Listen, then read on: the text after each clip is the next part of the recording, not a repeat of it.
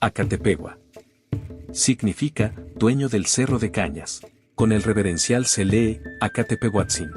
El nombre jeroglífico, está compuesto de un cerro, Tepetl, del cual salen unas varas de caña, Acatl. La sílaba gua, que indica posesión, no se encuentra escrita gráficamente. Acatepegua, dueño del cerro de cañas. En la cosmovisión prehispánica, los cerros y montañas aparecen representados con rasgos corporales o conexiones directas con Zipactli, el monstruo primordial del que se creó la tierra, mostrando cómo los pueblos nahuas entendían que la tierra no era un objeto inerte, sino el cuerpo viviente de un ser sagrado.